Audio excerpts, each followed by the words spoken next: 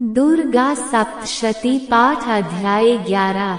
जय माता दी प्रिय श्रोताओं, दुर्गा सप्तशती एक हिंदू धार्मिक ग्रंथ है जिसमें राक्षस महिषासुर पर देवी दुर्गा की विजय का वर्णन है। दुर्गा सप्तशती को देवी महात्म्या चंडी पाठ के नाम से भी जाना जाता है। इसमें 700 श्लोक हैं, जिन्हें 13 अध्यायों में बांटा गया है। आज आप रसपान करेंगे अध्याय 11 का। अगर इससे पहले के अध्याय आपने नहीं सुने हैं तो आप मेरे चैनल पर अपलोड है, वहां से आप सुन सकते हैं, और इस वीडियो के डिस्क्रिप्शन में भी पहले के अध्यायों का लिंक दिया गया है। चलिए सभी भक्त जन देवी के चरणों में ध्यान करते हुए सुनते हैं आज का अध्याय, जिसमें देवताओं द्वारा देवी की स्तुति करना और देवी का देवताओं को वरदान देने के बारे में बताया गया है। महर्षि मेधा कहते हैं, दैत्य के मारे जाने पर इंद्रादि देवता अग्नि को आगे करके कात्यायनी देवी की स्तुति करने लगे। उस समय अभीष्ट की प्राप्ति के कारण उनके मुख खिले हुए थे।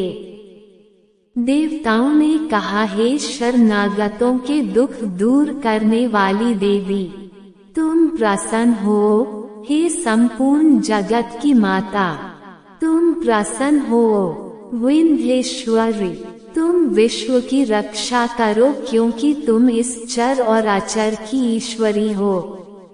हे देवी, संपूर्ण जगत की आधार रूप हो, क्योंकि तुम पृथ्वी रूप में भी स्थित हो और अत्यंत पराक्रम वाली देवी हो। तुम विष्णु की शक्ति हो और विश्व की बीज पर माया हो, और तुमने ही इस संपूर्ण जगत को मोहित कर रखा है। तुम्हारे प्रसन्न होने पर ही यह पृथ्वी मोक्ष को प्राप्त होती है। हे देवी, संपूर्ण विद्याएं तुम्हारे ही भिन्न भिन्न स्वरूप हैं। इस जगत में जितनी स्त्रियां हैं वह सब तुम्हारी ही मूर्तियां हैं। एकमात्र तुमने ही इस जगत को व्याप्त कर रखा है। तुम्हारी स्तुति किस प्रकार हो सकती है, क्योंकि तुम परम बुद्धि रूप हो और संपूर्ण प्राणी रूप स्वर्ग और मुक्ति देने वाली हो। अतः इसी रूप में तुम्हारी स्तुति की गई है। तुम्हारी स्तुति के लिए इससे बढ़कर और क्या युक्तियां हो सकती हैं। संपूर्ण जनों के हृदय में बुद्धि रूप होकर निवास करने वाली, स्वर्ग तथा मोक्ष प्रदान करने वाली है नारायणी देवी, तुमको नमस्कार है। कला काष्ठा आदि रूप से अवस्थाओं को परिवर्तन की ओर ले जाने वाली तथा प्राणियों का अंत करने वाली नारायणी, तुमको नमस्कार है। हे नारायणी, संपूर्ण मंगलों के मंगलारूप वाली, हे शिवे, हे संपूर्ण प्रयोजनों को सिद्ध करने वाली, हे शरणागत वत्सला, 3 नेत्रों वाली गौरी, तुमको नमस्कार है। सृष्टि, स्थिति तथा संहारव की शक्ति भूता, सनातनी देवी, लैसदन गुणों का आधार तथा सर्व सुखमयी नारायणी, तुमको नमस्कार है। हे शरण में आए हुए शरणागतों, दीन दुखियों की रक्षा में तत्पर, संपूर्ण पीड़ाओं को हरने वाली हे नारायणी, तुमको नमस्कार है। हे नारायणी, तुम ब्रह्माणी का रूप धारण करके हंसों से जुटे हुए विमान पर बैठती हो तथा कुश से अभिमंत्रित जल छिड़कती रहती हो, तुम्हें नमस्कार है। महेश्वरी रूप से त्रिशूल, चंद्रमा और सर्पों को धारण करने वाली है महावृषभ वाहन वाली नारायणी, तुम्हें नमस्कार है। मोरों तथा मुकुटों से घिरी रहने वाली, महाशक्ति को धारण करने वाली है कौमारी रूप धारिणी, निष्पाप नारायणी, तुम्हें नमस्कार है। हे शंख, चक्र, गद, फर, श्रांग, धनुष रूप आयुधों को धारण करने वाली वैष्णवी शक्ति रूपा नारायणी, तुम हम पर प्रसन्न हो, तुम्हें नमस्कार है। हे दांतों पर पृथ्वी धारण करने वाली वाराह रूपिणी कल्याणमयी नारायणी, तुम्हें नमस्कार है। हे उग्र नरसिंह रूप से दैत्यों को मारने वाली, त्रिभुवन की रक्षा में संलग्न रहने वाली नारायणी, तुम्हें नमस्कार है। हे मस्तक पर किरीट और हाथ में महावज्र धारण करने वाली, सहस्त्र नेत्रों के कारण उज्ज्वल, वृत्रासुर के प्राण हरने वाली, हे नारायणी, तुम्हें नमस्कार है। हे शिवदूती स्वरूप से दैत्यों के महामद को नष्ट करने वाली, हे घोर रूप वाली, हे महाशब्द वाली, हे नारायणी, तुम्हें नमस्कार है। दाढ़ों के कारण विकराल मुख वाली, मुंडमाला से विभूषित मुंडमर्दिनी चामुंडा रूपा नारायणी, तुम्हें नमस्कार है।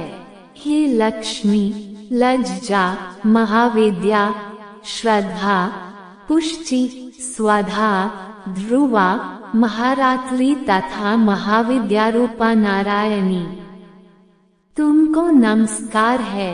हे मेधा, सरस्वती, सर्वोत्कृष्ट रूपिणी, पार्वती, महाकाली, नियंता तथा ईश रूपिणी नारायणी, तुम्हें नमस्कार है। हे सर्वस्वरूप सर्वेश्वरी, सर्वशक्ति युक्त देवी, हमारी भय से रक्षा करो, तुम्हें नमस्कार है। हे कात्यायनी, तीनों नेत्रों से भूषित ये तेरा सौम्य मुख सब तरह के डरों से हमारी रक्षा करे, तुम्हें नमस्कार है। हे भद्रकाली, ज्वालाओं के समान भयंकर, अति उग्र एवं संपूर्ण असुरों को नष्ट करने वाला तुम्हारा त्रिशूल हमें भयों से बचावे, तुमको नमस्कार है। हे देवी, जो अपने शब्द से इस जगत को पूरित करके दैत्यों के तेज को नष्ट करता है, वह आपका घंटा इस प्रकार हमारी रक्षा करे जैसे कि माता अपने पुत्रों की रक्षा करती है। हे चंडिके, असुरों के रक्त और चर्बी से चर्चित जो आपकी तलवार है, वह हमारा मंगल करे, हम तुमको नमस्कार करते हैं।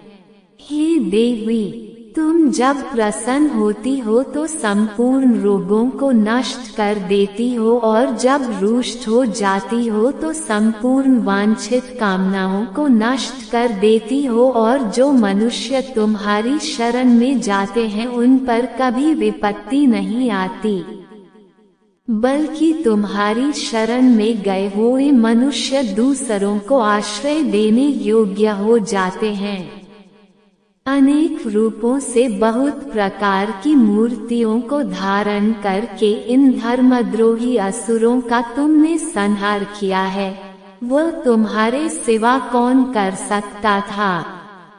चतुर्दश विद्याएं, शतशास्त्र और चारों वेद तुम्हारे ही प्रकाश से प्रकाशित हैं, उनमें तुम्हारा ही वर्णन है और जहाँ राक्षस, विषैले सर्प, शत्रुघ्न है वहाँ और समुद्र के बीच में भी तुम साथ रहकर इस विश्व की रक्षा करती हो।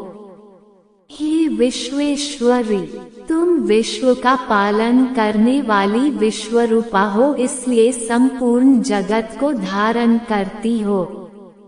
इसलिए ब्रह्मा, विष्णु, महेश की भी वंदनीया हो। जो भक्ति पूर्वक तुमको नमस्कार करते हैं, वह विश्व को आश्रय देने वाले बन जाते हैं।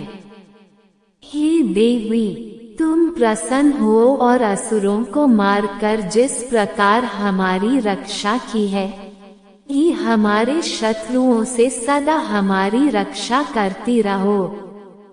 संपूर्ण जगत के पाप नष्ट कर दो और पापों तथा उनके फल स्वरूप होने वाली महामारी आदि बड़े दो उपद्रवों को शीघ्र ही दूर कर दो।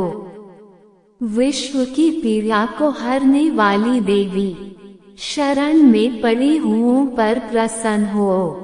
त्रिलोक निवासियों की पूजनीय परमेश्वरी, हम लोगों को वरदान दो। देवी ने कहा, हे देवताओं, मैं तुमको वर देने को तैयार हूँ। आपकी जैसी इच्छा हो वैसा वर मांग लो, मैं तुमको दूंगी। देवताओं ने कहा, हे सर्वेश्वरी, त्रिलोकी के निवासियों की समस्त पीड़ाओं को तुम इसी प्रकार हरती रहो और हमारे शत्रुओं को इसी प्रकार नष्ट करती रहो। देवी ने कहा, वैवस्वत मनवंतर के 28वें युग में दो और महाअसुर शुंभ और निशुंभ उत्पन्न होंगे। उस समय मैं नंदगोप के घर से यशोदा के गर्भ से उत्पन्न होकर विंध्याचल पर्वत पर शुंभ और निशुंभ का संहार करूंगी।